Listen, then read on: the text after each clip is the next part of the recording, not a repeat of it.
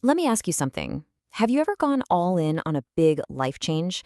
You're going to eat healthy, you're going to exercise every day, you're going to learn a new language, only to find yourself back on the couch a week later, motivation completely gone?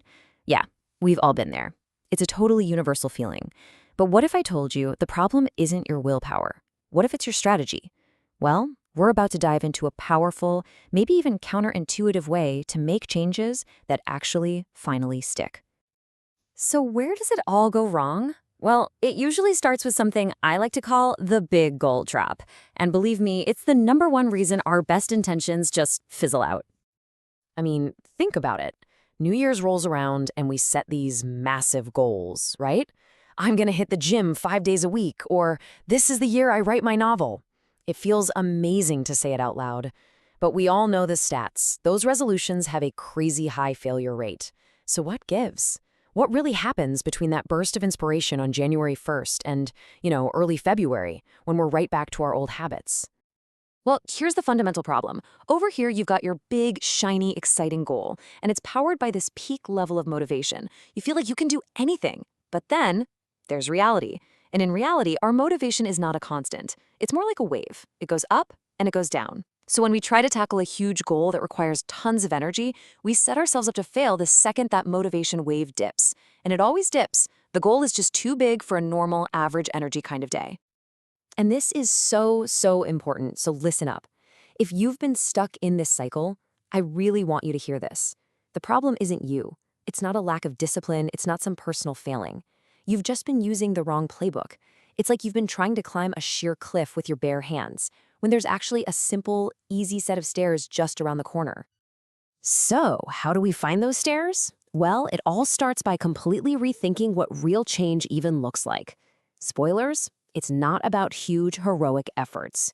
It's about starting incredibly, almost ridiculously small. And that brings us to this idea, the tiny habit. I want you to forget about go for a 30-minute run. We're talking about a behavior that is so small, so laughably easy, that your brain doesn't even have a reason to say no.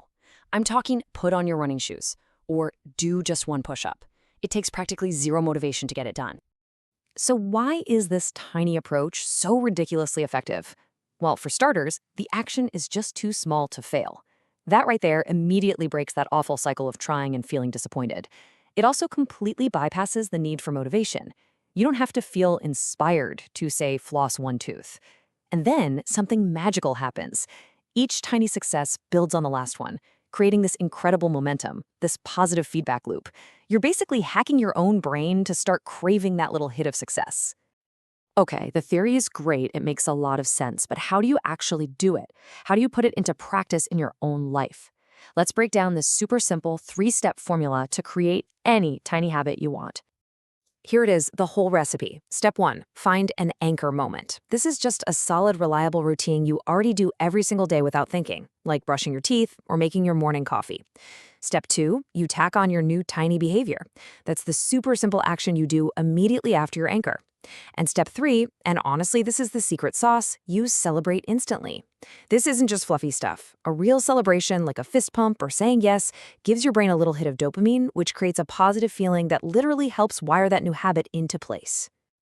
This quote right here, this is your new mantra. It's your guiding light for this whole process.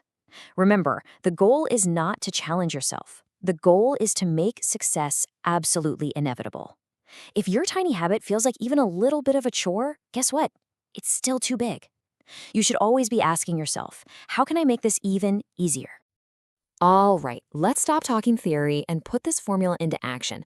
Let's look at some real-world examples, because this is where you'll really see just how simple and powerful this method can be.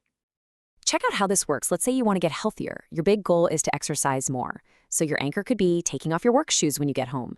Immediately after that, your tiny habit is to just put on your workout clothes. That's it, you're done.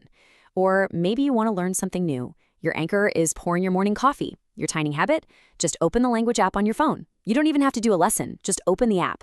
See the pattern here? The tiny action is just the seed. The bigger behavior, the one you actually want, will start to grow from it naturally without you having to force it. Okay, so we've covered the why behind this, and we've covered the how. There's really only one thing left to do, and that's for you to take that first tiny little step.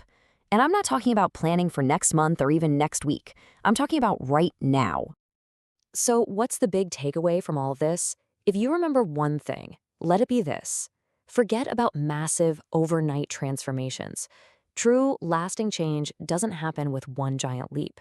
It comes from the compounding effect of tiny positive actions that you do over and over and over again with absolute consistency.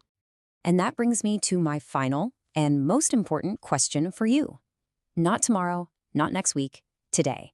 What is one ridiculously small, 1-minute action that you can anchor to a routine you already have?